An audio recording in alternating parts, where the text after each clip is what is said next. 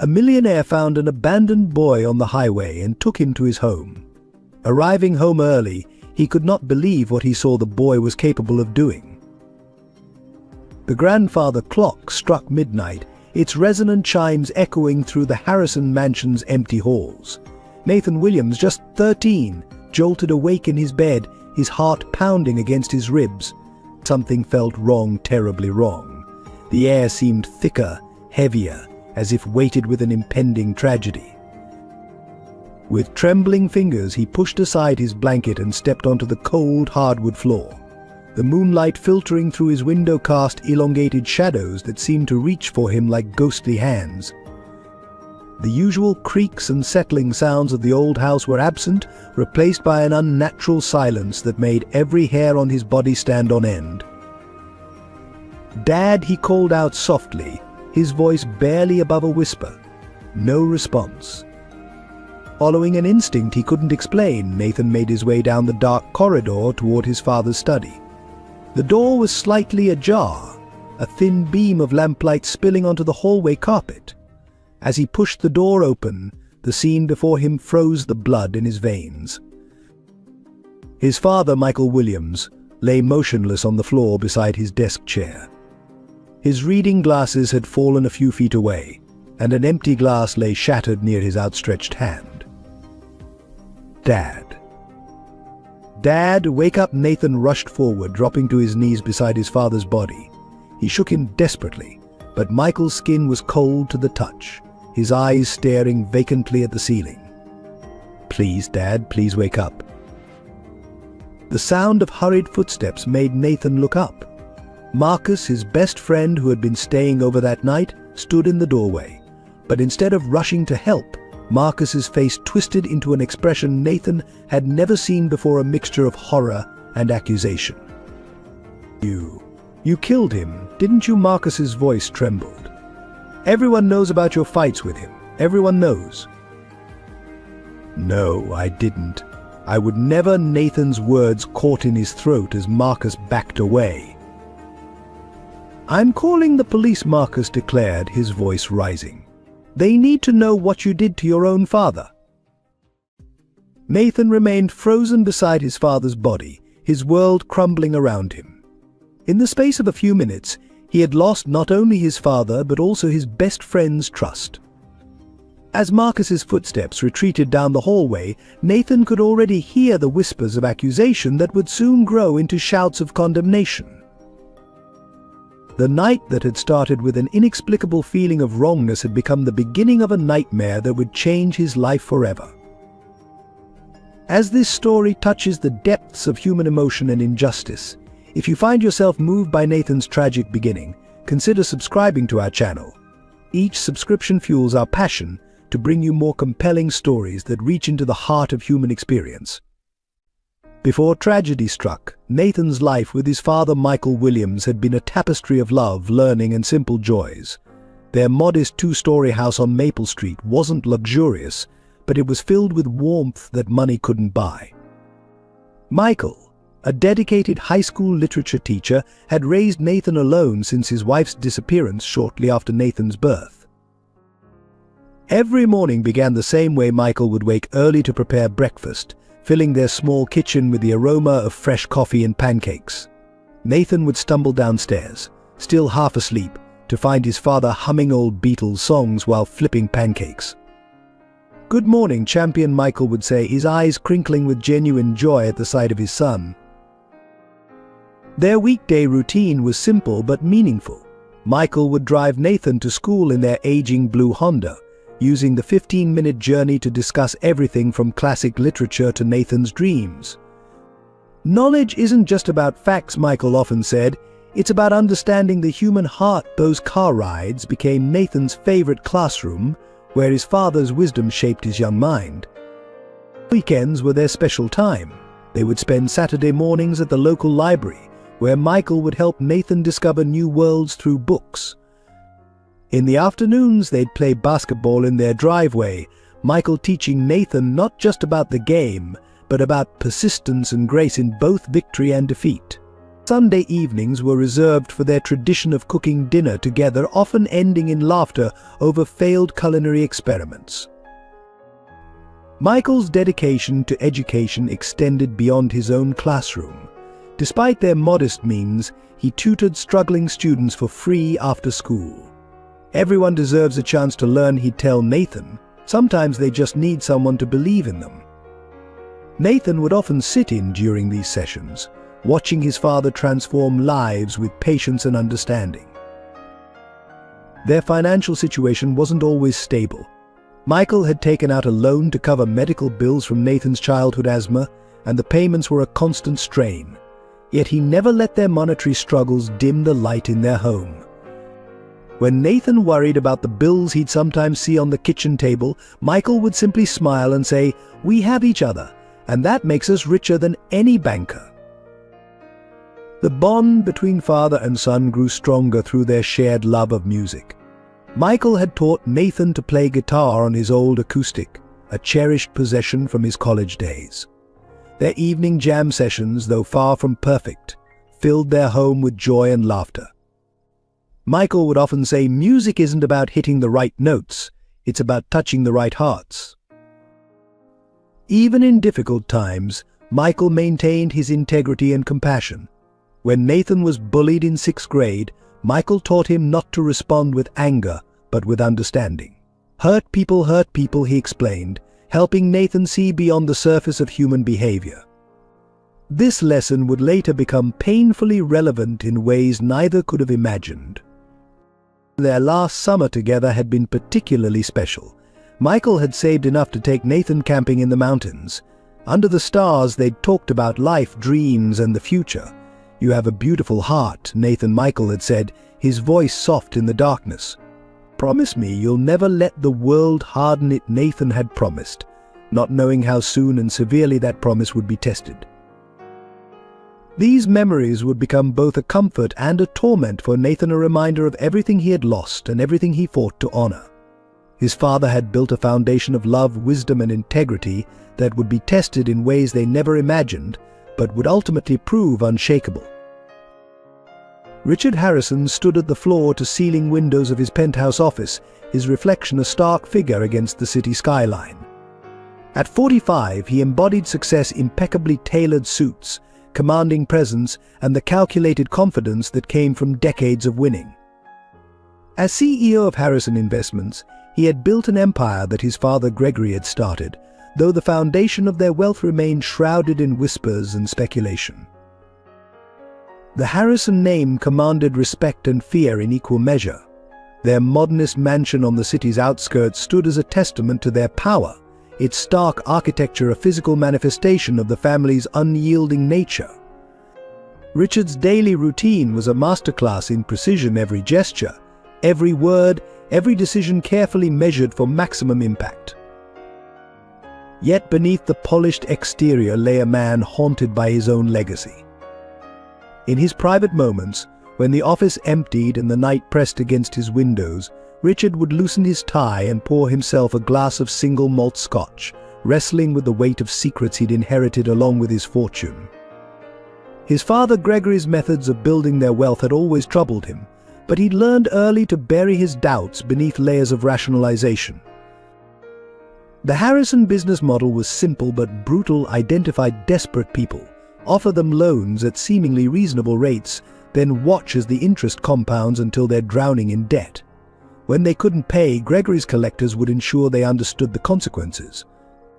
Richard had witnessed this cycle countless times, each instance adding another crack to his carefully maintained facade.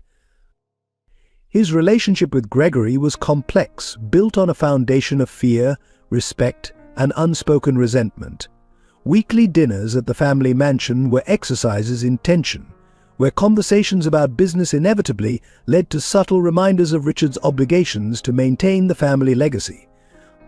"Power isn't given," son Gregory would say, swirling his brandy. "It's taken and held with both hands until your knuckles turn white." The only warmth in Richard's life came from Sarah Thompson, his housekeeper of 15 years. She moved through his home like a ghost, maintaining order with quiet efficiency, occasionally offering a gentle word or concerned glance that suggested she saw beyond his carefully constructed walls. Her presence was both a comfort and a reminder of the simple human connections he'd sacrificed for success. Richard's office held a hidden safe behind an abstract painting containing documents that could unravel the Harrison empire.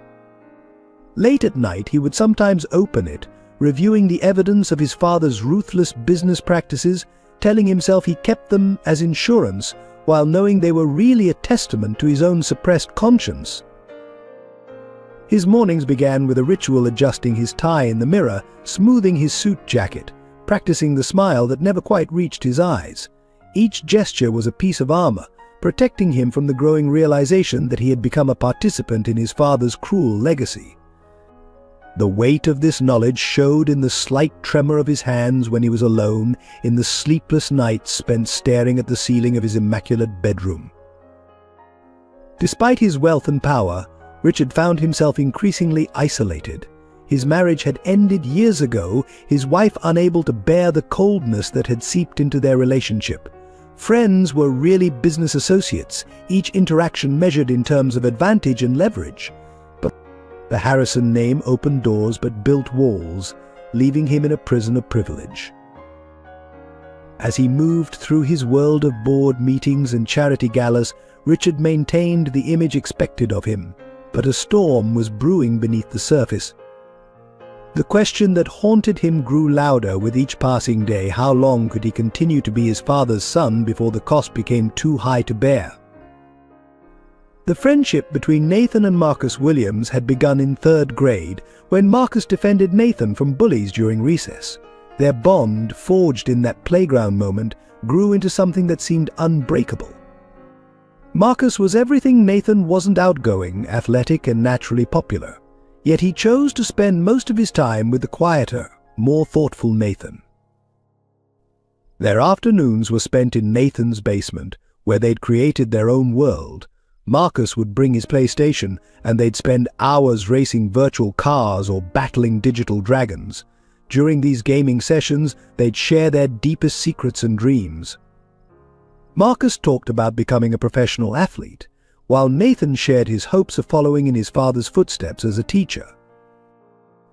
Michael Williams had welcomed Marcus as a second son, understanding the importance of this friendship to Nathan. He'd make them his famous grilled cheese sandwiches, listen to their excited chatter about school events, and offer advice when they faced challenges. Marcus, whose own parents were often absent due to their demanding jobs, found a father figure in Michael that he desperately needed.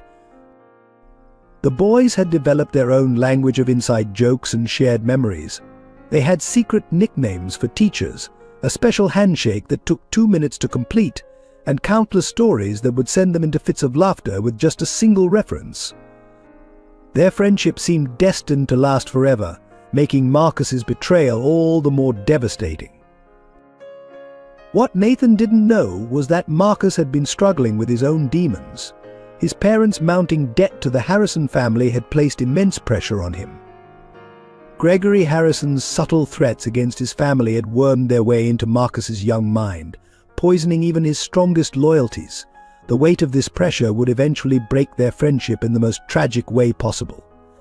In the weeks before Michael's death, subtle changes had appeared in their relationship.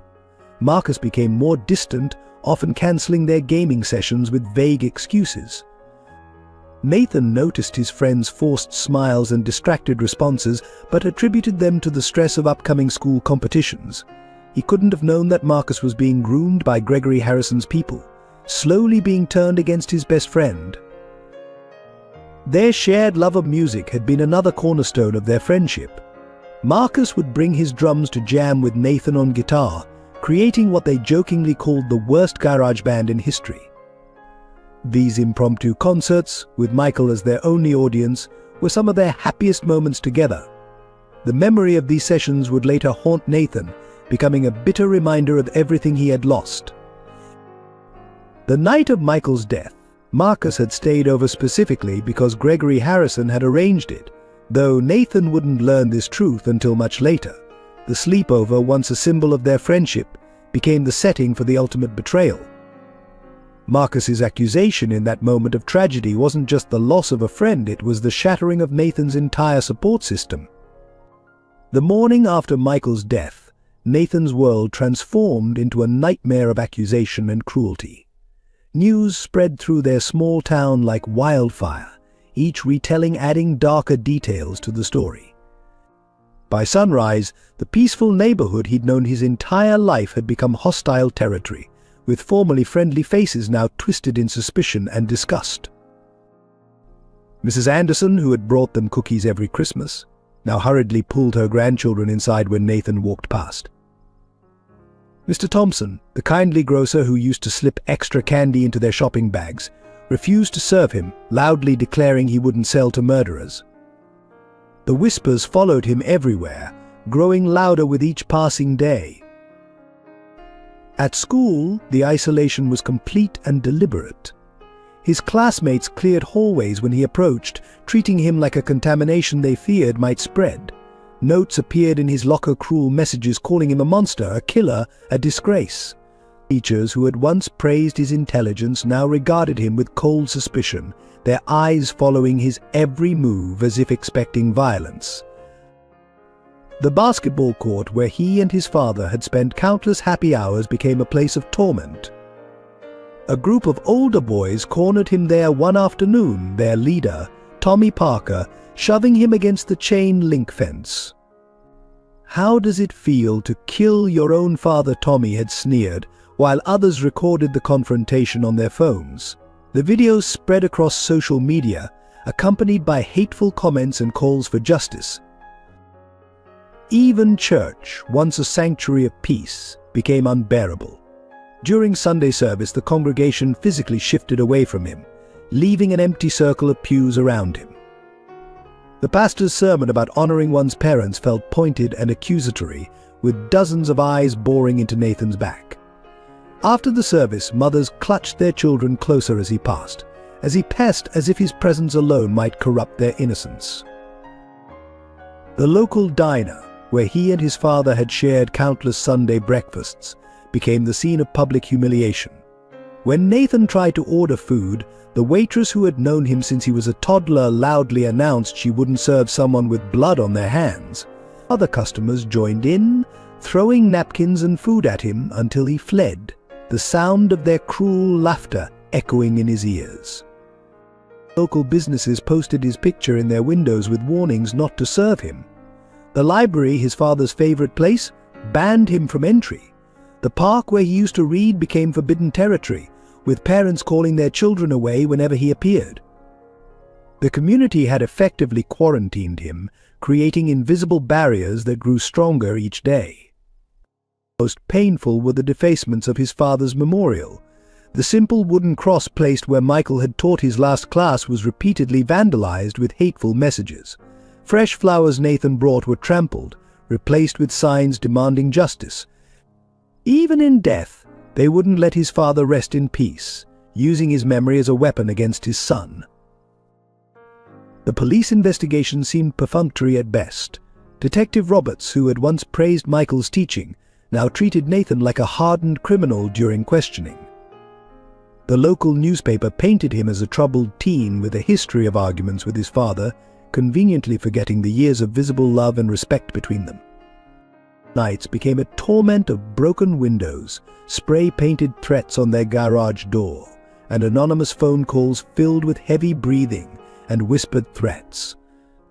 The house that had once been filled with music and laughter became a prison, its walls offering little protection against the community's collective hatred. The cruelest cut came from his teachers, the very colleagues who had worked alongside his father for years. They now refused to call on him in class, grade his assignments, or acknowledge his raised hand.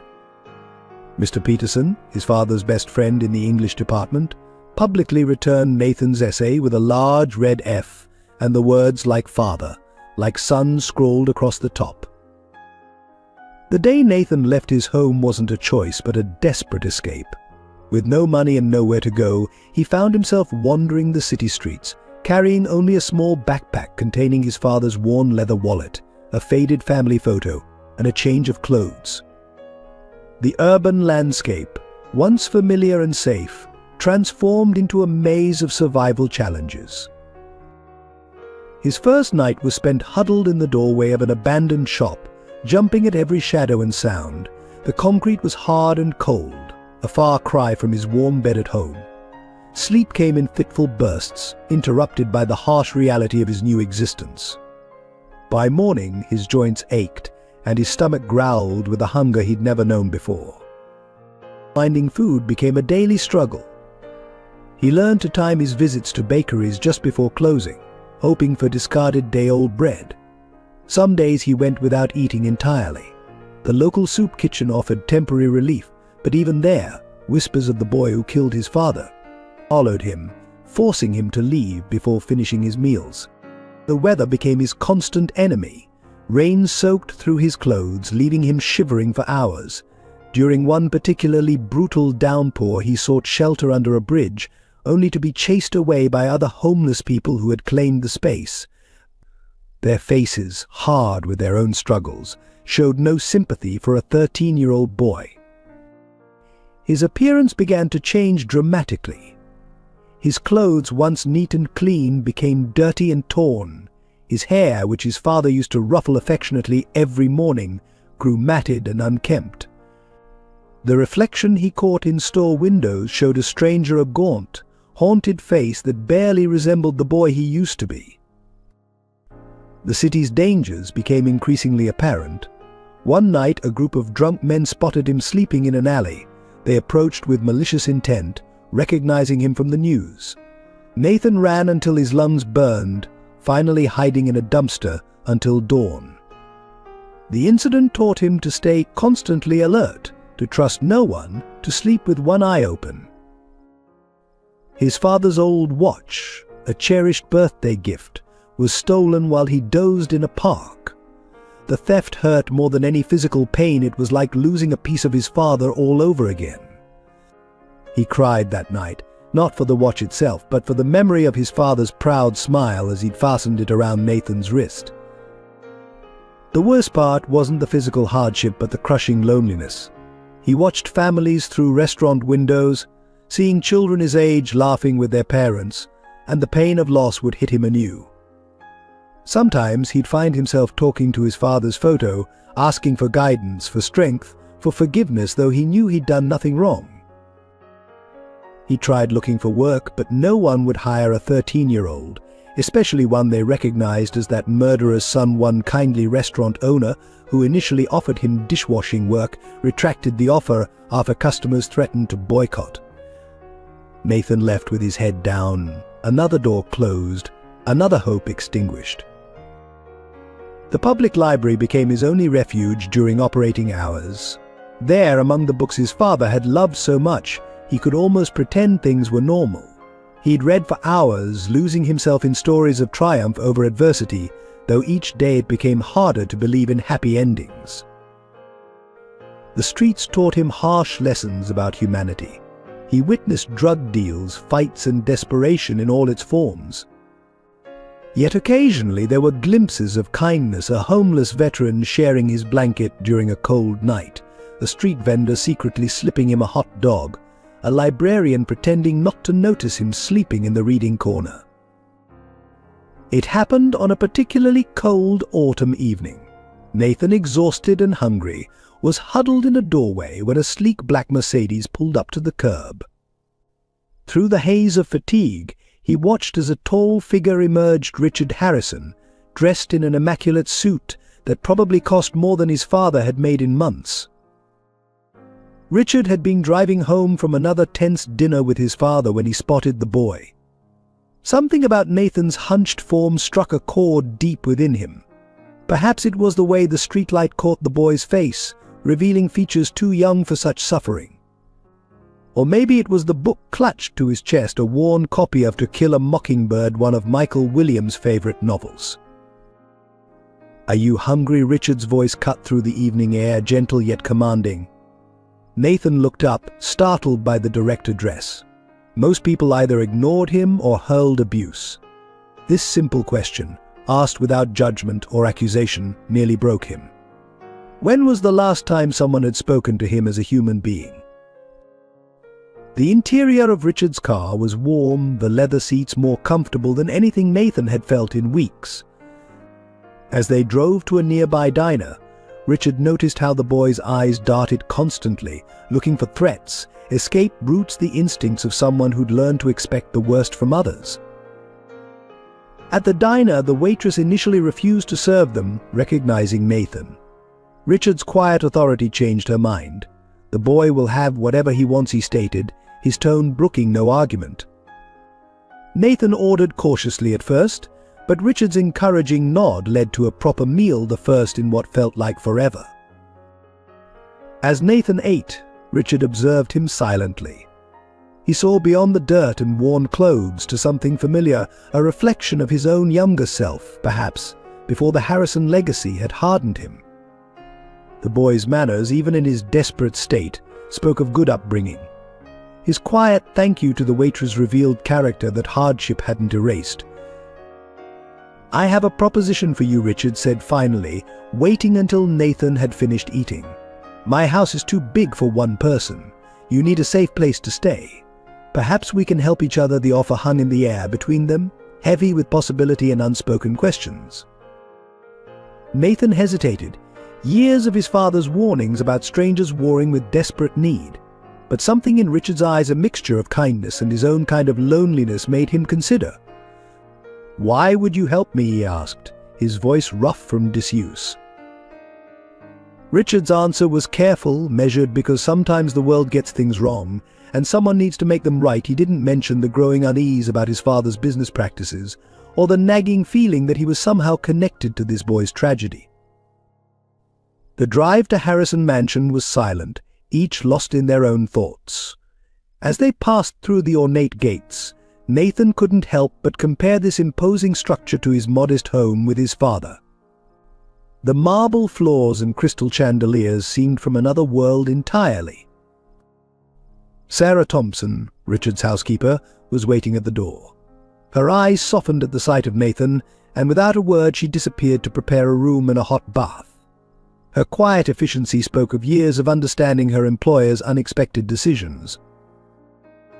"This isn't charity," Richard explained as he showed Nathan to what would be his room.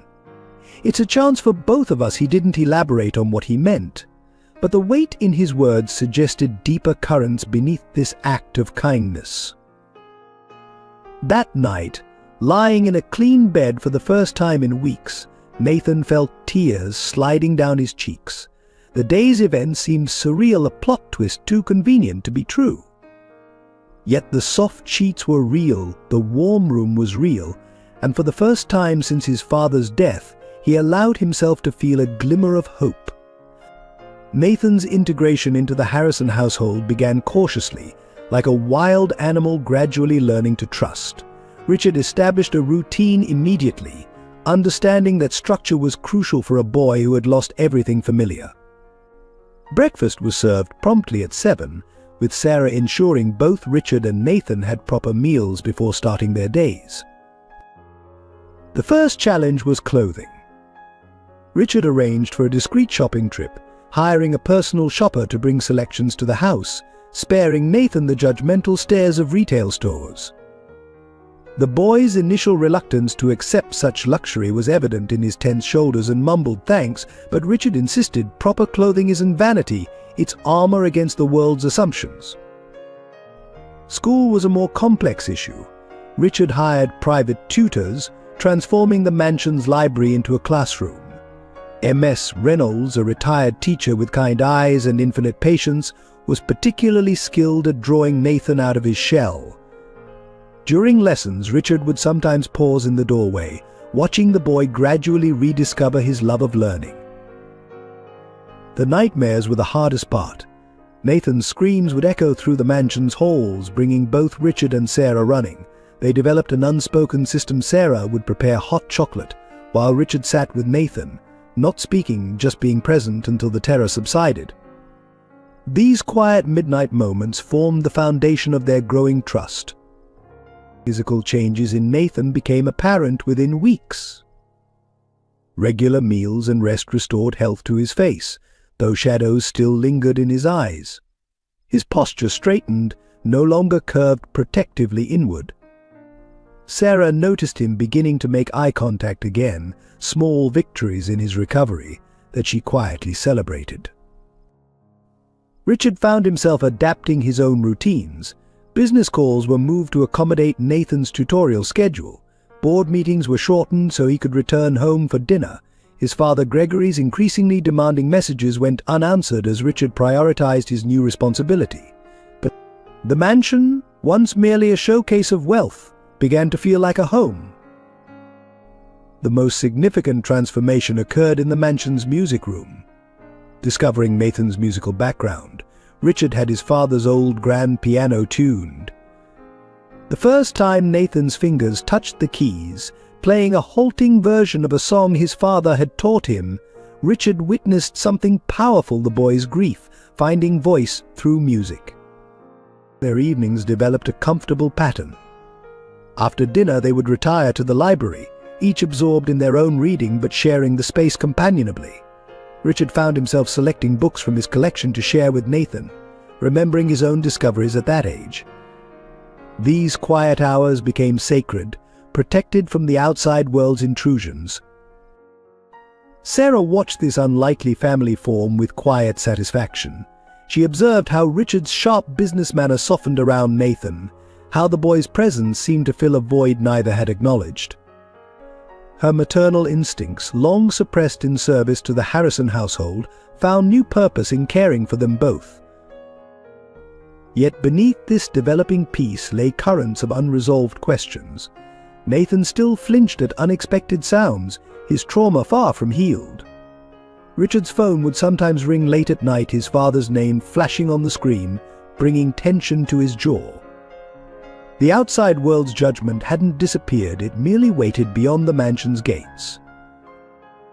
The discovery came by accident. Nathan was helping Sarah organize the mansion's vast attic when he stumbled upon an old leather briefcase, its brass latches tarnished with age.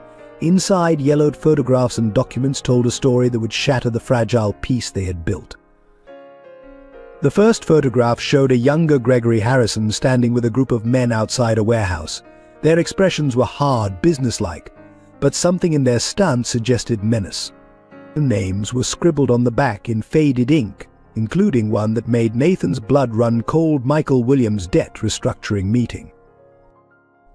Deeper in the briefcase, Nathan found loan documents with his father's signature. The terms were predatory interest rates that would be impossible to repay on a teacher's salary. Margin notes in Gregory's handwriting detailed collection methods and pressure points. One note specifically mentioned Nathan's son potential leverage if necessary. His hands trembling, Nathan uncovered more evidence of the connection between his father and the Harrisons. Bank statements showed massive withdrawals from Michael's account, far more than the original loan amount. There were photographs of his father looking stressed, clearly taken without his knowledge. A series of threatening letters, each more aggressive than the last. The most damning discovery was a small black notebook containing detailed records of accidents arranged for those who couldn't pay. Names were crossed out systematically, each with a date and brief notation. Nathan recognized some of these names, people who had mysteriously left town or suffered unfortunate incidents. His father's name appeared on the final page, unmarked. Sarah found him there, surrounded by the evidence, tears streaming down his face. She knew immediately what he had discovered. She had suspected the connection herself, but had hoped to protect him from this truth. Her attempt to comfort him was interrupted by Richard's voice from the attic stairs. Richard's reaction to the scene was complex: shock at the discovery, shame at his family's involvement, and fear for what this would mean for his relationship with Nathan. The documents confirmed his worst suspicions about his father's business practices, but seeing them through Nathan's eyes made them unbearable. "I can explain," Richard started, but Nathan was already backing away, the photographs clutched in his shaking hands. The trust they had built over weeks seemed to crumble in seconds. The look of betrayal in Nathan's eyes cut deeper than any accusation could have. Amidst the scattered papers, a newspaper clipping caught Richard's eye, a report of Michael Williams' death, ruled as natural causes. But Gregory's handwritten note in the margin told a different story: problem resolved permanently. NW, situation under control. The implications were horrifying. Time seemed to freeze in the dusty attic as the three of them stood among the exposed secrets. Sarah moved protectively toward Nathan, while Richard struggled to find words that could bridge the chasm that had suddenly opened between them. The weight of his family's sins pressed down on him like a physical force. Nathan broke the silence first, his voice barely a whisper. "You knew. All this time you knew the accusation hung in the air, heavy with betrayal." Richard's protest died on his lips as he realized that, from Nathan's perspective, even his kindness now seemed calculated and suspicious. The days following the attic discovery transformed the mansion's atmosphere. Every act of kindness Richard had shown now appeared sinister through Nathan's suspicious eyes. The comfortable routines they had established became tainted with doubt. Each morning at breakfast, Nathan studied Richard's mannerisms, searching for signs of deception. Nathan began noticing parallels between Richard and Gregory's behaviors: the way they adjusted their ties, their precise movements, their controlled tone of voice. These similarities, once overlooked, now seemed like damning evidence. During their evening reading sessions, Nathan found himself watching Richard over the edge of his book, wondering if his guardian's apparent absorption in literature was just another performance. Late at night, Nathan would replay conversations in his mind, analyzing Richard's words for hidden meanings. The phrase "one want to help you" took on new, darker implications. Was this act of taking him in merely an elaborate attempt to monitor him? To ensure he never discovered the truth about his father's death? The questions multiplied like shadows at dusk. His room, once a sanctuary, began to feel like a gilded cage. Nathan discovered that certain phones in the mansion wouldn't dial outside numbers. The security system, previously viewed as protection, now seemed designed to contain rather than safeguard. He noticed that Sarah always seemed to know his location within the house, reporting his movements to Richard with subtle nods and glances. Richard's business calls became objects of intense scrutiny. Nathan would press his ear against the study door, catching fragments of conversations that seemed innocent enough but could carry hidden significance. The names mentioned, the careful pauses, the sudden switches to hushed tones all fed his growing paranoia. Even Sarah's motherly concern took on a suspicious cast. Her constant presence, her gentle inquiries about his plans and activities began to feel less like care and more like surveillance.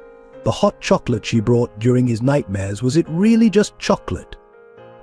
The thought made him feel guilty, but he couldn't shake it. The mansion's many security cameras, which Nathan had barely noticed before, now seemed to follow his every move. He began testing their blind spots, mapping out routes through the house that wouldn't be recorded. The skills he'd learned surviving on the streets came back, but this time they were turned toward evading indoor predators. One afternoon, Nathan overheard a heated phone conversation between Richard and Gregory. Richard's words seemed to defend him. "The boy stays. He's not a threat," but the very phrase "not a threat" implied he had been discussed as one. What plans did they have for him? What were they waiting for? His father's last words began haunting him with new meaning. "Be careful who you trust," Michael had often said. Had he been trying to warn Nathan about the Harrisons? Every memory of his father now carried possible hidden warnings, messages he'd been too young to understand.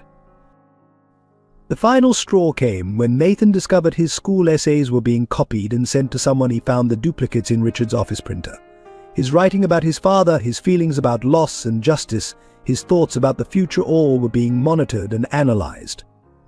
The violation felt complete. Sarah Thompson had lived with secrets for 15 years, carrying them like stones in her heart, while she moved silently through the Harrison mansion. Watching Nathan now, seeing his familiar gestures and expressions, made maintaining her silence increasingly unbearable. Every time he smiled that crooked, hesitant smile, she saw herself at his age, full of dreams before life turned harsh. Her connection to Nathan's story began long before his arrival at the mansion. 16 years ago, she had been young and desperate, working 3 jobs to support her newborn son. When Gregory Harrison offered her a loan, it seemed like salvation. The interest rates were high, but he promised flexibility. She signed the papers with trembling fingers, cradling her baby boy Nathan. The payments quickly became impossible. Gregory's flexibility revealed itself as a cruel trap. He offered her a choice: give up her son for adoption to a family of his choosing, or face consequences that would leave them both homeless. With no options and a heart full of despair, she made the hardest decision of her life. Michael Williams, a kind-hearted teacher who couldn't have children with his wife, became Nathan's father. Sarah secured a position as the Harrisons' housekeeper through Gregory's generosity, though it was really to keep her close and quiet. She watched from afar as Michael raised her son, taking small comfort in knowing Nathan was loved and cared for. Every birthday, every Christmas, she polished the mansion's silver with tears falling silently, imagining the celebrations she was missing. When Michael's wife left shortly after the adoption, Sarah feared for Nathan's well-being. But Michael proved to be an exceptional father, providing the love and stability she'd hoped for her son. She would sometimes see them in town, Nathan holding his father's hand, laughing at some shared joke, and her heart would both soar and break simultaneously. Now, working alongside her son daily, Sarah noticed countless small details that connected them. His way of humming while lost in thought, his habit of rubbing his left thumb when nervous — these were her traits, preserved across years of separation. She longed to reach out, to explain, to beg forgiveness, but fear held her back. Would he hate her for abandoning him? Would the truth destroy the precious memories of the father who had raised him? The hardest moments were during Nathan's nightmares.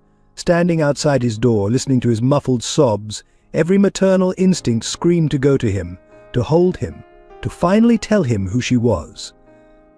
Instead, she would prepare his hot chocolate, adding a pinch of cinnamon, just as she had craved during her pregnancy with him.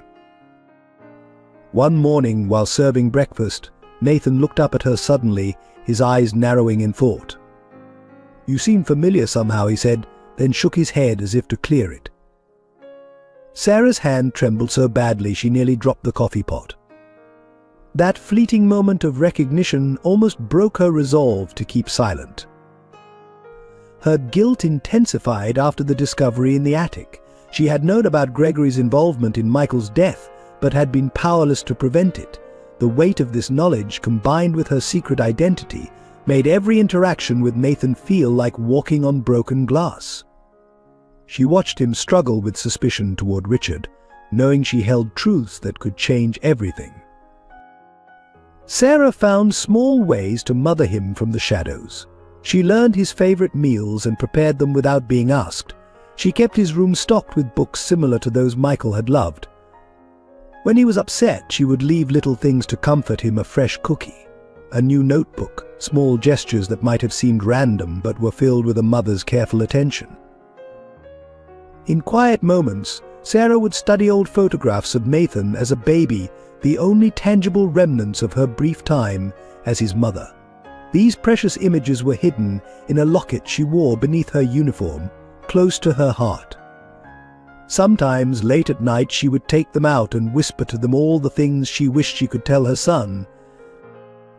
The irony of their situation wasn't lost on her.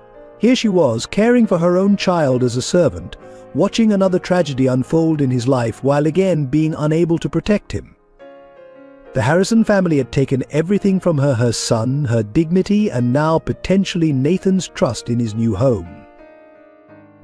Yet despite the pain, Sarah saw hope in Nathan's presence in the mansion. Perhaps this was her chance at redemption, an opportunity to finally protect him as she should have done years ago. She began gathering evidence of Gregory's crimes, carefully documenting everything she observed. If the truth about Michael's death came to light, she would be ready to help bring justice, even if it meant never revealing her own connection to Nathan. Richard's relationship with his father had always been a complex dance of power, expectations, and suppressed rebellion. but taking Nathan in had brought their underlying tensions to a breaking point. The weekly dinners at Gregory's mansion, once merely uncomfortable, now crackled with dangerous electricity. During one particularly tense evening, Gregory sat at the head of his massive oak dining table, swirling brandy in a crystal glass, while fixing Richard with his trademark calculating stare. "You're harboring a liability," he said, his voice deceptively casual. "That Williams boy knows too much, sees too much. It's time to end this little charity project of yours." Richard felt his grip tighten on his fork, knuckles whitening. "Nathan stays," he replied, matching his father's calm tone while rage simmered beneath. "He's under my protection now." The word protection hung in the air between them, its implications clear. Richard was challenging his father's authority directly for the first time. Gregory's response was chilling. He pulled out a thick folder and slid it across the table. Inside were photographs of Richard's past indiscretions, evidence of his own involvement in the family's darker dealings. "You're not as clean as you pretend to be, son.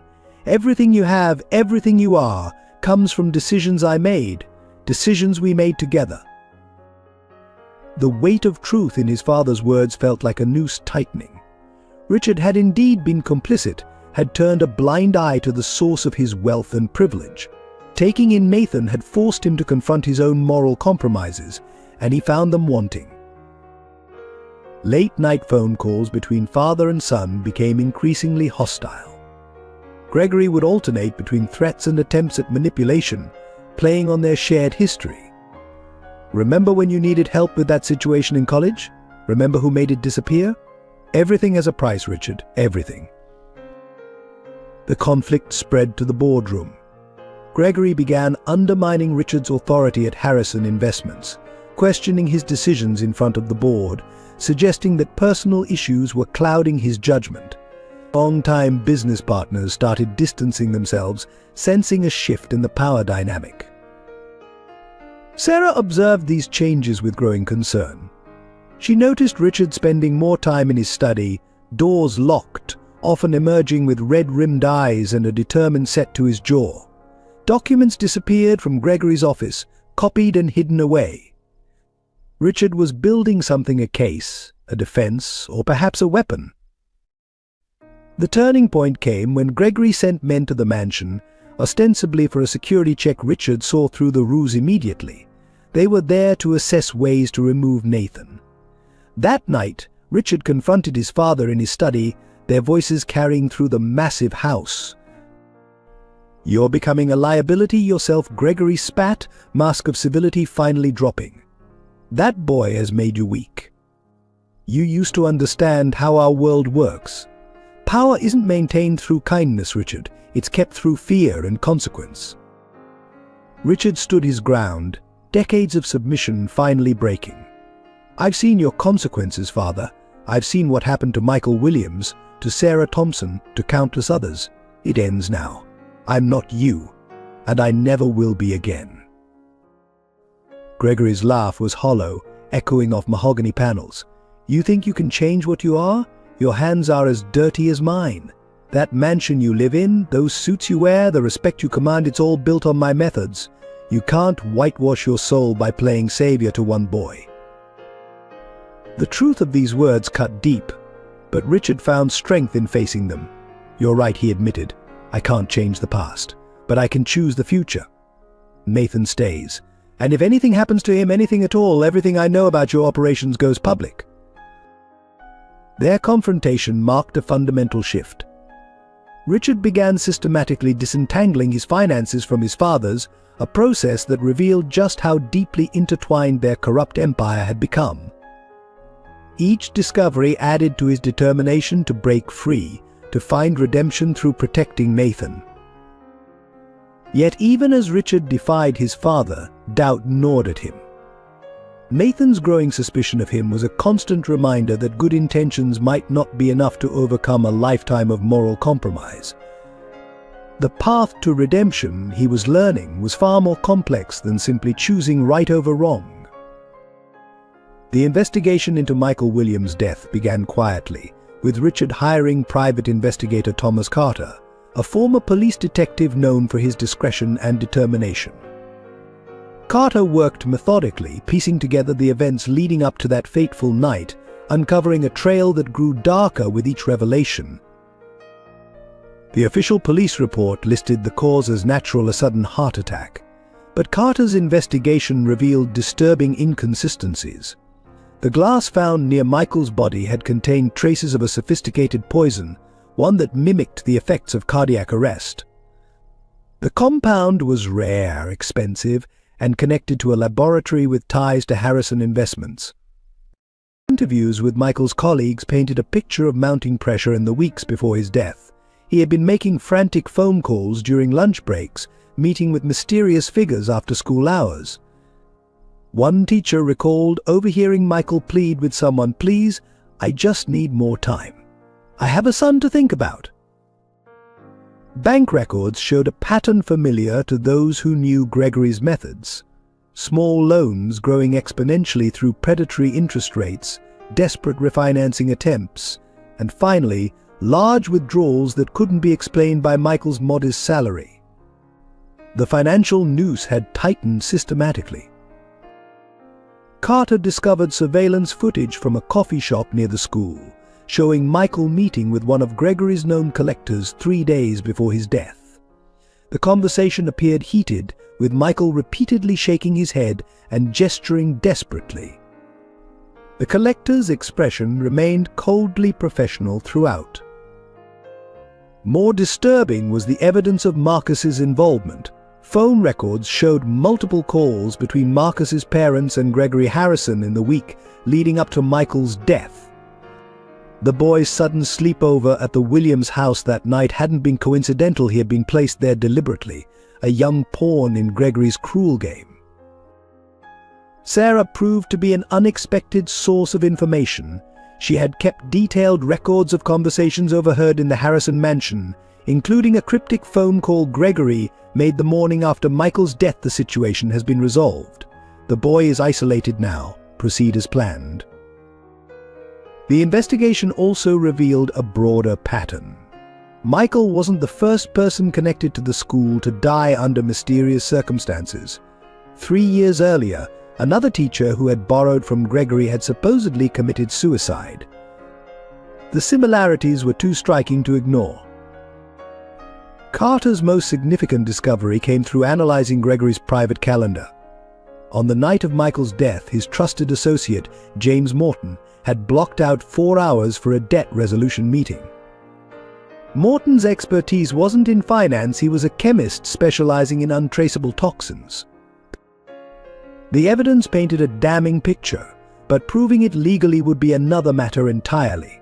Gregory had built his empire on plausible deniability, using layers of intermediaries to distance himself from the actual acts.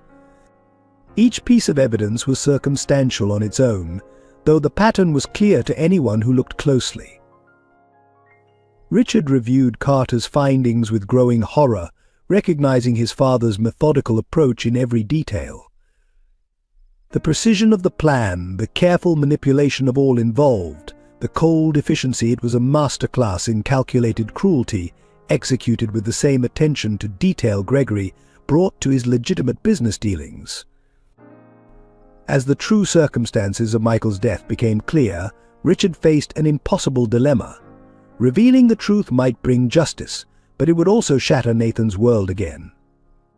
The boy had built his memories of his father's last moments around a natural death. Learning it was murder would reopen wounds that had barely begun to heal.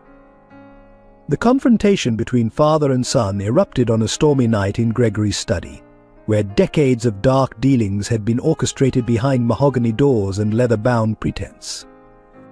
Richard arrived unannounced, clutching Carter's investigation file, his usual composed demeanor fractured by the weight of what he now knew. "You had him killed," Richard's voice cut through the room's heavy silence. "You orchestrated every detail of Michael Williams' death, down to placing Marcus in that house to witness the aftermath." Gregory didn't even look up from his desk, continuing to sign documents as if his son had merely commented on the weather. "I had a teacher eliminated who couldn't pay his debts," Gregory replied finally, his tone clinically detached. "Business is business, Richard. You used to understand that." He reached for his signature crystal decanter, pouring himself a measure of scotch with steady hands that had ordered countless eliminations. Richard slammed the investigation file onto the desk, scattering photographs across its polished surface. "Look at them," he demanded. "Look at the evidence of what you've done. Not just to Michael, but to everyone. Sarah Thompson, forced to give up her son. Marcus, a child manipulated into betraying his best friend. How many lives have you destroyed?" Gregory's laugh was cold, devoid of humor. "Destroyed? I've built an empire. Everything you enjoy, every privilege you've taken for granted, comes from my understanding that weakness cannot be tolerated. Michael Williams was weak. He thought his noble profession and good intentions would save him from reality." Standing up slowly, Gregory moved to the wall of photographs chronicling the Harrison legacy. "You think you're different now because you've taken in his son? Playing savior to ease your conscience?" His voice dripped with contempt. "You're still spending my money, living in my world. The blood on my hands stains your manicured fingers too." Richard felt each word like a physical blow, but stood his ground. "You're right," he admitted, surprising his father. "I am complicit. Every luxury I've enjoyed came at someone else's expense. But that ends tonight. I'm going to make this right." Gregory's expression darkened. "By doing what? Exposing our family secrets? Destroying everything I've built? Think carefully, son. Some choices can't be unmade." He reached into his desk drawer, withdrawing a familiar envelope of the same type that had contained Michael's loan papers. "Nathan's quite attached to you now, isn't he?" Gregory's voice turned silky. "It would be tragic if he discovered certain documents suggesting your direct involvement in his father's death. Imagine his pain, realizing the man he's grown to trust was actually responsible for his loss." Richard felt his hands trembling with rage. "You would destroy a child to maintain control? Your own grandson." The words slipped out before he could stop them, and Gregory's eyes narrowed dangerously. "What did you say?" Gregory's voice was barely a whisper. "Sarah Thompson," Richard pressed on, past the point of caution. "You forced her to give up her son Nathan for adoption. You've known all along he's your grandson, and still you ordered his father's death." The revelation landed like a thunderbolt in the room. Gregory's composure cracked, showing genuine shock for the first time. "Impossible," he breathed, but his eyes darted to the photographs on his desk with new understanding. "The great Gregory Harrison," Richard continued, his voice gaining strength, "so focused on building his empire that he never noticed his own blood right in front of him. And now you've orchestrated the death of the only real father your grandson ever knew."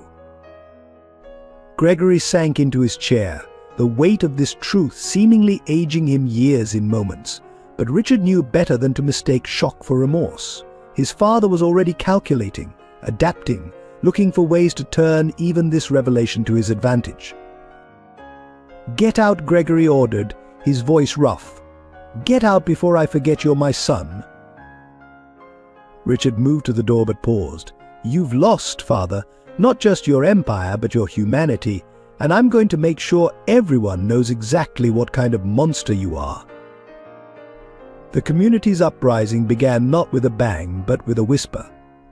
Sarah Thompson broke her silence first, sharing her story with local journalist Emma Parker.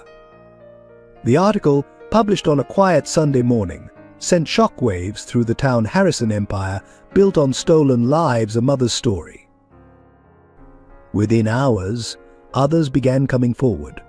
Teachers who had witnessed Michael Williams' growing desperation, former borrowers who had lost homes, businesses, and families to Gregory's predatory practices. Even Marcus's parents finally spoke out, revealing how Gregory had manipulated their son into becoming an unwitting accomplice in Michael's death. The local diner became the unofficial headquarters of the resistance. People who had once shunned Nathan now gathered there, sharing stories of their own encounters with the Harrison family's cruelty. Mrs. Anderson, the bakery owner, admitted to losing her first shop to Gregory's loans. Mr. Thompson, the grocer, revealed how his brother had disappeared after failing to meet Gregory's demands. The movement gained momentum when Richard himself held a press conference on the steps of Harrison Investments. "My father built this empire on suffering," he declared, his voice carrying across the stunned crowd. "Today I stand with his victims.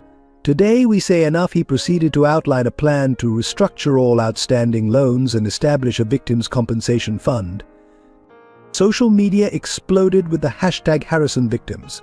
Videos of testimonies went viral, including a powerful clip of Nathan playing his father's favorite song on Richard's piano, interwoven with stories of Michael's impact on his students' lives. The contrast between Michael's gentle legacy and his brutal end galvanized public opinion. The police, long compromised by Gregory's influence, found themselves under intense scrutiny. Anonymous tips flooded their offices, accompanied by documents proving years of willful negligence in investigating Harrison-related deaths. Detective Roberts, who had dismissed Nathan's case, was forced to resign amid allegations of corruption. Local businesses began publicly cutting ties with Harrison Investments. Banks audited their joint ventures with Gregory's empire, discovering irregularities that triggered federal investigations. The town council, once firmly in Gregory's pocket, scheduled emergency meetings to review all Harrison-related contracts. Churches, schools, and community centers opened their doors for victim support meetings. People who had suffered in silence for years found strength in numbers. The same community that had once turned against Nathan now rallied around him as a symbol of resilience against Gregory's tyranny. Former employees of Harrison Investments started speaking out. Secretaries revealed shredded documents they had secretly preserved. Security guards testified about mysterious late-night meetings. Even Gregory's longtime chauffeur provided dashcam footage of suspicious activities. The uprising reached its peak during a town hall meeting where Richard announced his plan to transform Harrison Investments into a community trust. The crowd that had gathered outside the building broke into spontaneous applause when Nathan walked in with Sarah, their reconciliation representing hope for all who had suffered under Gregory's reign. Nathan's breakdown came unexpectedly during a quiet evening at the Harrison mansion. The weight of all revelations, his father's murder, Sarah being his birth mother, Richard's complex role in everything finally crushed through his carefully maintained composure. It began with his hands trembling over the piano keys during his evening practice, a few wrong notes cascading into complete emotional collapse. "I can't breathe," he gasped, stumbling away from the piano. The room seemed to spin around him, memories flooding his mind in overwhelming waves. His father's smile during their last breakfast together. Marcus's betrayal, the community's cruelty. Sarah's tearful confession. Richard's complicated redemption. Everything he thought he knew had been stripped away, leaving him raw and exposed. Sarah found him curled up in the corner of the music room, rocking back and forth, tears streaming down his face. "I don't know who I am anymore," he sobbed as she approached. "My whole life has been a lie. Everyone has been a lie. Everyone has been lying to me." His voice cracked with the pain of accumulated betrayals. Richard appeared in the doorway, drawn by the sound of Nathan's distress, but the boy's reaction was violent. "Don't come near me," he shouted, scrambling to his feet. "You're just like him, like Gregory. You watched me suffer in the streets before taking me in. Was that part of the plan too? Was everything just another Harrison game?" The accusations poured out of him like a broken dam. "Did you enjoy watching me trust you? Did you laugh about it with Gregory, how the murdered teacher's son was living under your roof? Was any of it real?" His words were daggers aimed at both Richard and himself, each question revealing the depth of his self-doubt.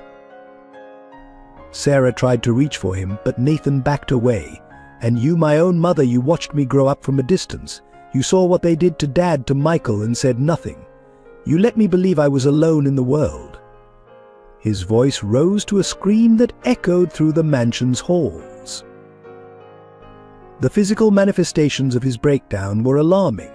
His breathing became erratic, his whole body shaking. He began picking up objects, books, photographs, sheet music, and hurling them across the room. Each crash seemed to represent another shattered piece of his reality. "Nathan, please," Sarah pleaded, tears streaming down her face. "We were all trapped in Gregory's web. We all made choices we regret," but her words couldn't reach him through the storm of his emotions. Richard stood silently, accepting each accusation, understanding that Nathan needed to release years of suppressed pain. The boy's anguish was a mirror reflecting the true cost of the Harrison legacy: destroyed lives, broken families, shattered trust. "I see him everywhere," Nathan choked out, his energy finally failing. "Dad, Michael, he's in every room, every memory. But now I don't know if any of those memories are real. Was he protecting me from Gregory? Did he know about Sarah? Was everything in my life just part of some cruel Harrison plot?" His legs gave out, and he slid to the floor, his voice dropping to a whisper.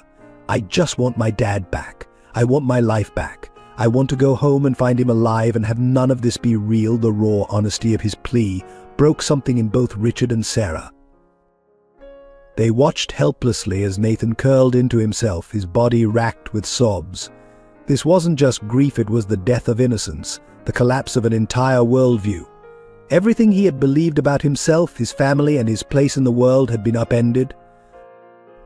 In that moment, surrounded by the wreckage of his emotional storm, Nathan finally confronted the full scope of his loss and transformation. He wasn't just grieving for his father anymore, he was mourning his own former self, the boy who had lived in a simpler world before Gregory Harrison's shadow fell across his life. Gregory Harrison was found dead in his study on a cold Tuesday morning, seated in his leather chair as if he had merely fallen asleep.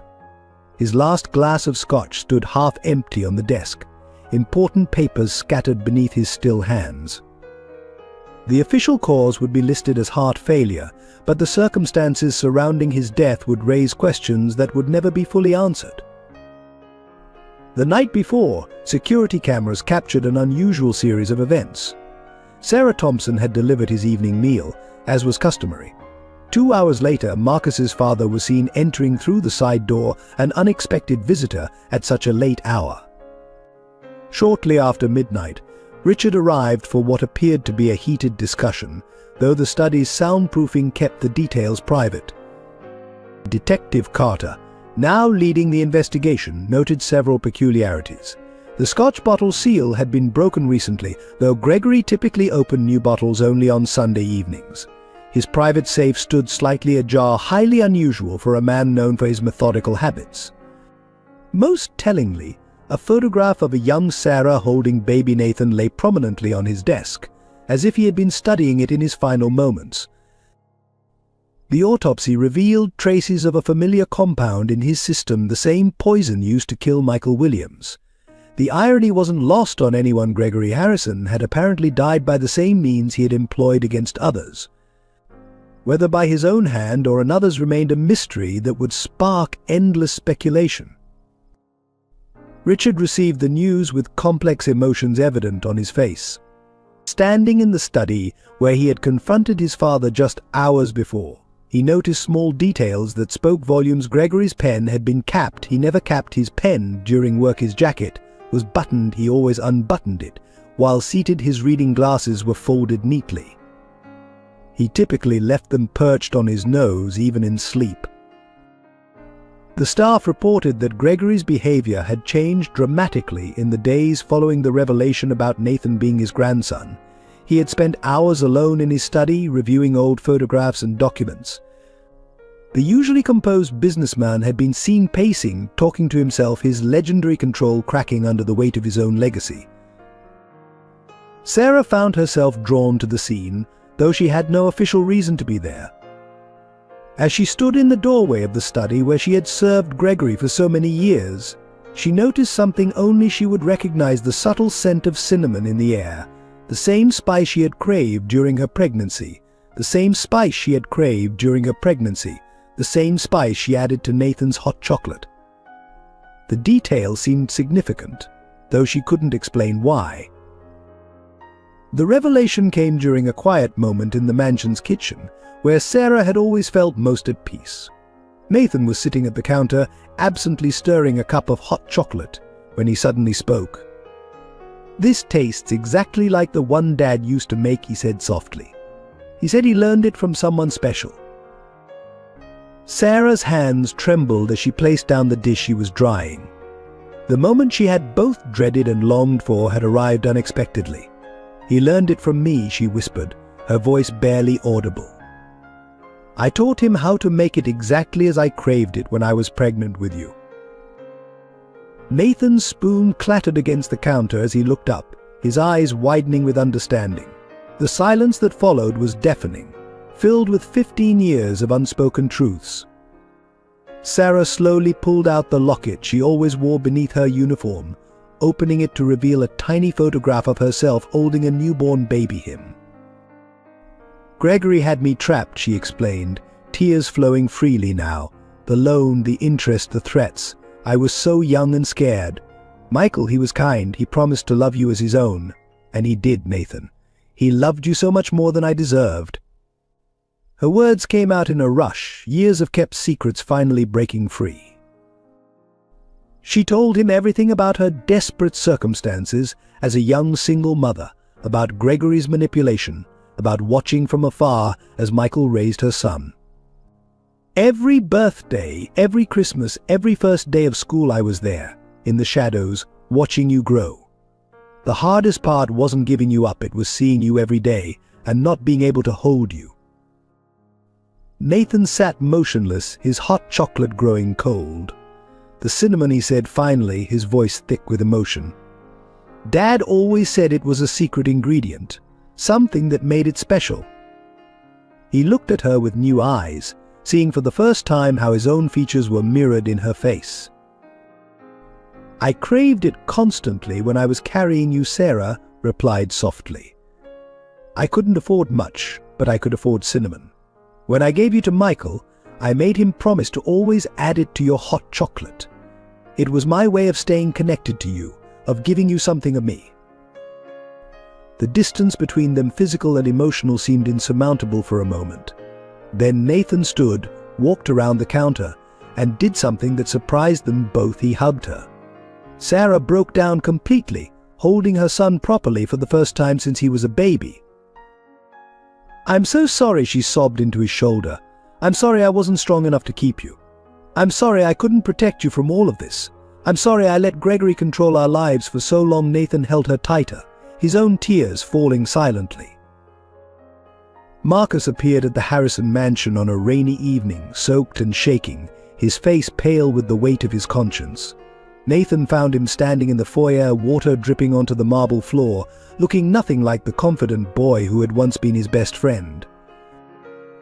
"I need to tell you everything," Marcus said, his voice trembling. "About that night, about Gregory, about why I betrayed you." Nathan led him to the library, where Richard and Sarah joined them, silent witnesses to this moment of truth. Marcus revealed how Gregory had approached his parents months before Michael's death, offering to forgive their massive debt in exchange for their cooperation. "He wanted me to be his eyes and ears," Marcus confessed, "to report everything about your dad's movements, your conversations at home, everything." The night of Michael's death hadn't been a coincidence. Gregory had orchestrated every detail, including Marcus staying over. "They told me you needed to be seen as the prime suspect," he said, tears streaming down his face. "I was supposed to discover the body with you to make it look suspicious. I didn't know they were going to kill him. I swear, Nathan, I didn't know." His voice broke as he described the guilt that had eaten at him for months. "Every time I saw you on the streets, every time I heard people calling you a monster, I wanted to scream the truth. But they threatened my family. They said they'd do to my parents what they did to your dad." Nathan sat in silence, absorbing every word, while Sarah gripped his hand supportively. Richard stood by the window, his face grim as he listened to another example of his father's manipulation of innocent lives. Marcus appeared at the Harrison mansion one stormy night, drenched and shaking, his once confident demeanor shattered by the weight of his guilt. He stood in the foyer, water pooling at his feet, looking lost and broken, a far cry from the boy who had once been Nathan's best friend. "I have to tell you everything," he said, his voice barely above a whisper. "About that night, about Gregory, about why I did what I did." Nathan led him to the library, where Richard and Sarah gathered silently, witnesses to this moment of truth. The story spilled out of Marcus in broken fragments. Gregory had approached his parents months before Michael's death, offering to forgive their massive debt in exchange for their cooperation. "He owned my family," Marcus confessed, tears streaming down his face. "Every move I made, every word I spoke to you, he controlled it all." The night of Michael's death had been meticulously planned. Marcus's sleepover wasn't coincidental, it was orchestrated. "They told me you needed to be the prime suspect," he said, his voice cracking. "I was supposed to discover the body with you, to make it look suspicious. But I swear, Nathan, I didn't know they were going to kill him. I thought it was just about pressure, about the loans." His role had been carefully scripted from his initial shocked reaction to his accusation of Nathan. Gregory's people had coached him on exactly what to say, how to act, even where to stand when he called the police.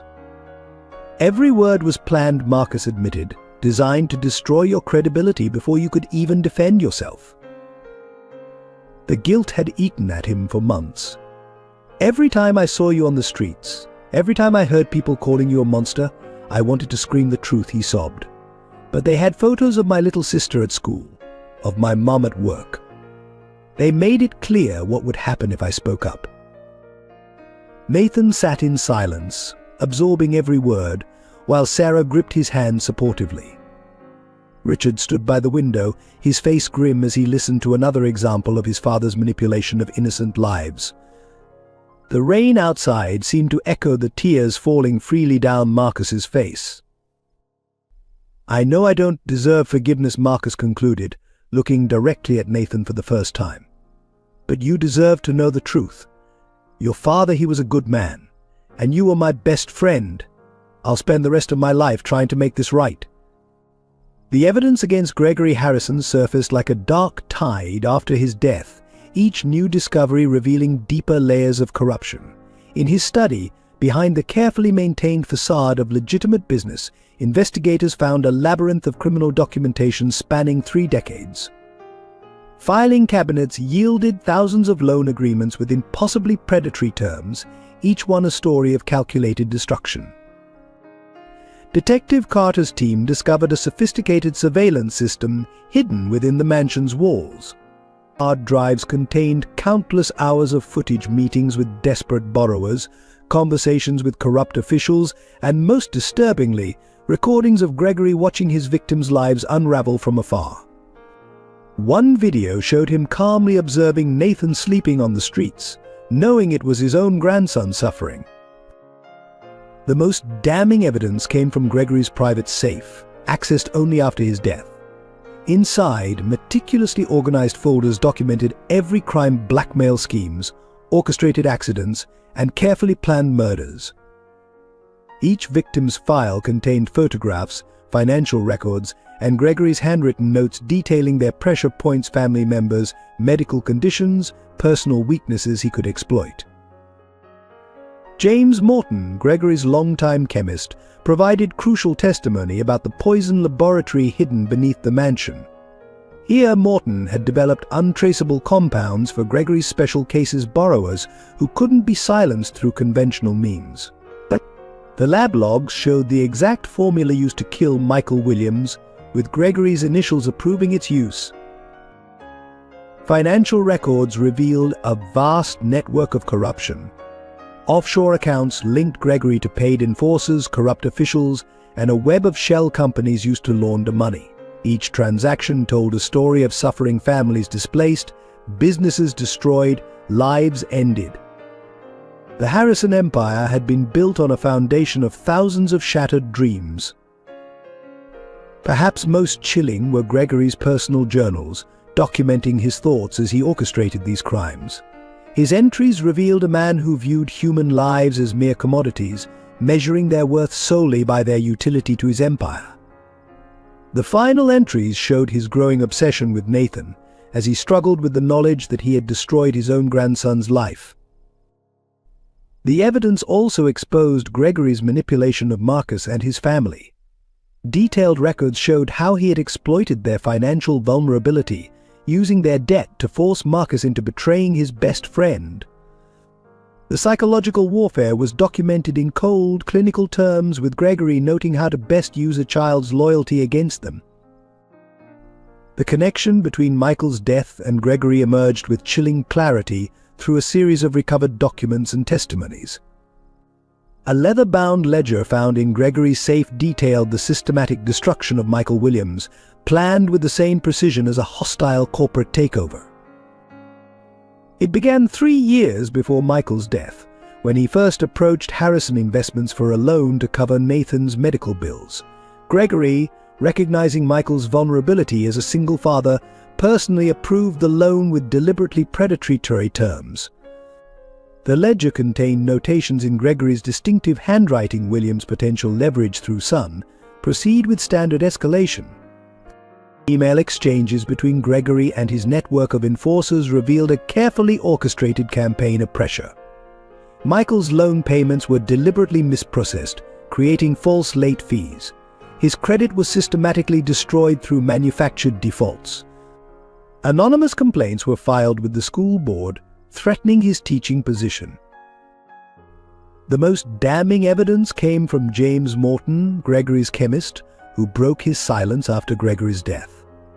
Morton detailed how he had developed the untraceable poison specifically for Michael, designed to mimic natural heart failure. Gregory had insisted on a formula that would ensure a painful death, his final act of cruelty against a man who had dared to challenge his authority. Security camera footage from Michael's last day, recovered from Gregory's private files, showed the methodology of the murder. A Harrison investment collector had visited Michael at school, delivering an ultimatum along with a bottled water. The footage showed Michael, desperate and defeated, drinking from the bottle, unknowingly sealing his fate. Gregory's personal journal entries revealed an obsession with Michael that went beyond mere business. He had viewed the teacher's moral stand against his interest rates as a personal affront. Williams thinks his integrity makes him strong. One entry read, "I'll show him how quickly principles crumble when a father fears for his son." The most shocking revelation came from Gregory's final records. He had discovered Sarah's connection to Nathan just weeks before ordering Michael's death, but proceeded anyway, knowingly orchestrating the murder of his own grandson's adoptive father. His notes showed no remorse, only cold calculations about maintaining control. The police investigation's final report landed on Richard's desk like a bomb, its contents exposing the full scope of Gregory Harrison's criminal empire. Detective Carter's thorough investigation had uncovered a network of corruption that spanned decades and implicated dozens of prominent community figures. The findings vindicated Nathan completely. Forensic evidence proved conclusively that Michael's death was murder, not natural causes. The toxicology report matched the poison to samples found in Gregory's private laboratory, establishing a direct link between the Harrison empire and Michael's death. The official record was amended, clearing Nathan's name of any suspicion. Multiple arrests followed as the investigation widened. Corrupt police officials who had buried evidence, judges who had approved fraudulent foreclosures, and business associates who had helped launder money all faced criminal charges. The web of complicity Gregory had woven began to unravel, taking down powerful figures across the city. The investigation revealed that Gregory's death itself was likely suicide, using the same poison he had employed against Michael. His final act appeared to be one of calculated defiance, denying his victims the satisfaction of seeing him brought to justice. A letter found in his safe, addressed to Richard, contained just 2 words: "You win." Perhaps most significant were the files documenting Gregory's surveillance of Nathan after Michael's death. Photographs showed the boy sleeping on streets, searching for food in dumpsters, all while Gregory watched from his luxury car, knowing this was his own grandson suffering. The revelation of this calculated cruelty shocked even the most hardened investigators. Detective Carter's concluding remarks noted that the Harrison case would redefine how law enforcement approached white-collar crime, serving as a reminder that financial crimes had human victims just as surely as violent ones. The report ended with a personal note: "Justice delayed is still justice. Nathan Williams can finally sleep in peace." The community's reconciliation with Nathan began on a sunny Saturday morning in the town square. Hundreds of people gathered, many holding signs that read, "We're sorry, Nathan and justice for Michael Williams." The same faces that had once shown contempt now reflected shame and regret. Pastor Roberts, who had once shunned Nathan from his congregation, spoke first. "We failed you," he said, his voice breaking. "We let fear and prejudice blind us to the truth. We condemned an innocent child who needed our support most." The crowd murmured in agreement, many wiping tears from their eyes. Mrs. Anderson, the baker who had pulled her grandchildren away from Nathan, approached him with a trembling batch of his favorite cookies, the same one she used to bring at Christmas. "Your father was one of the kindest men I knew," she said softly. "I dishonored his memory by treating you the way I did." The school board held a special assembly, officially expunging any negative records from Nathan's file. His father's classroom was renamed the Michael Williams Memorial Classroom, and a scholarship was established in his name for students facing financial hardship. Teachers who had once turned their backs now lined up to share stories of Michael's kindness and integrity. Mr. Thompson, the grocer who had refused to serve Nathan, invited him to reopen the store together. He had placed a large photograph of Michael by the entrance, with a plaque reading "In memory of a true friend and teacher." The simple gesture spoke volumes about the community's desire to make amends.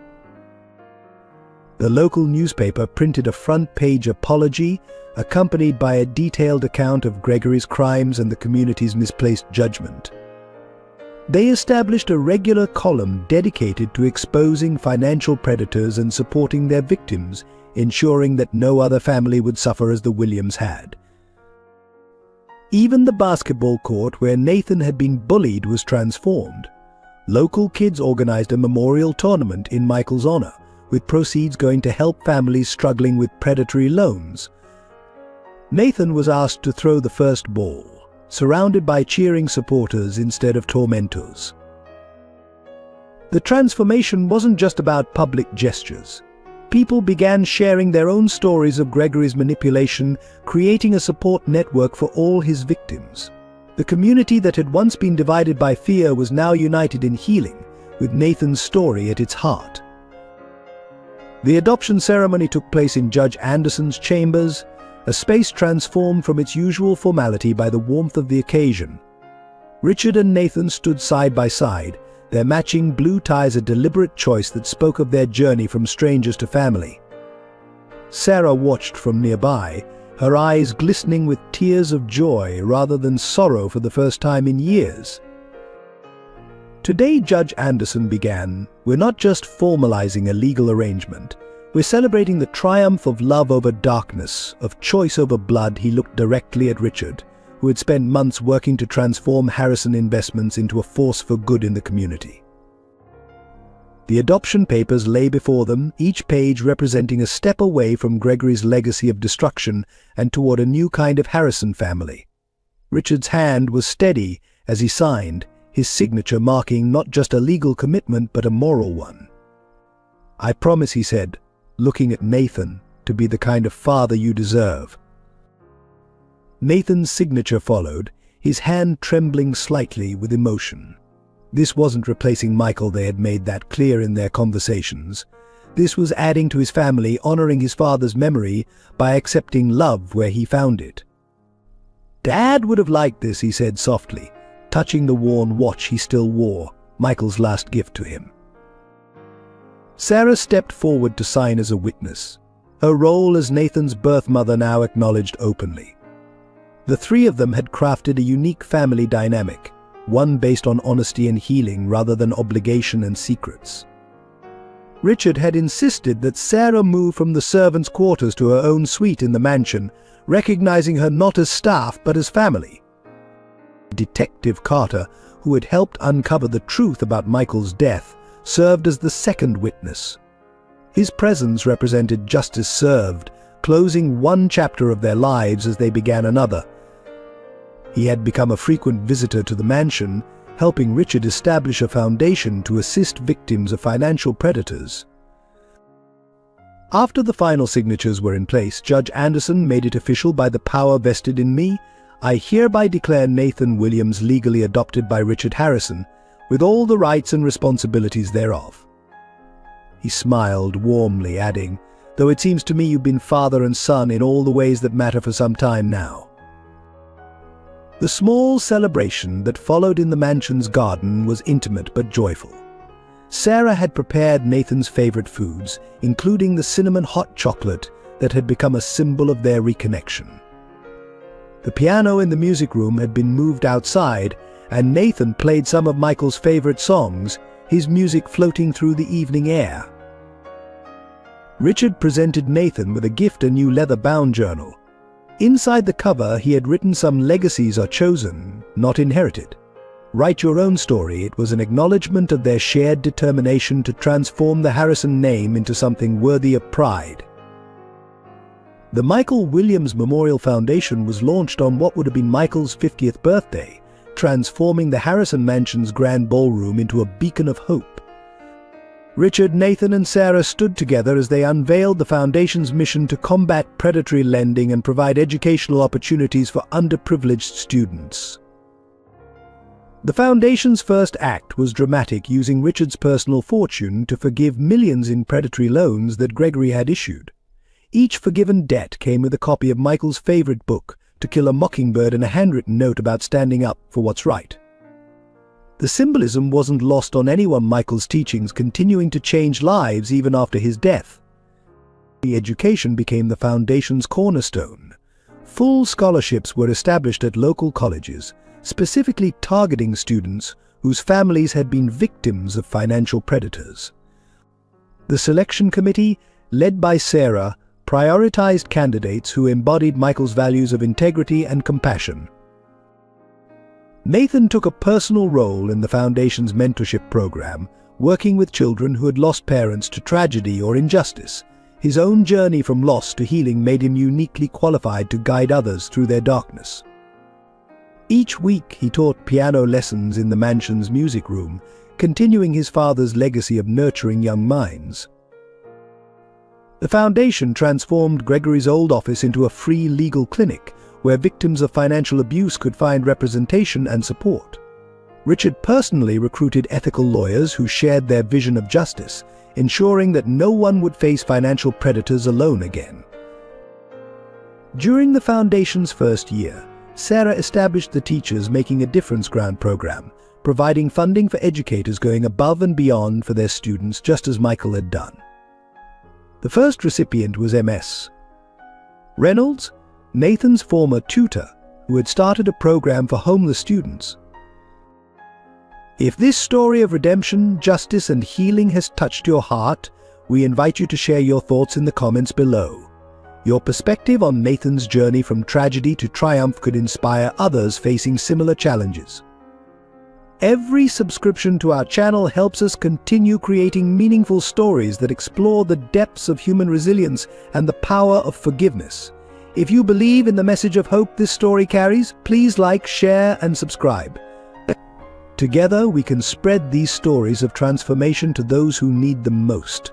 Thank you for being part of our storytelling community.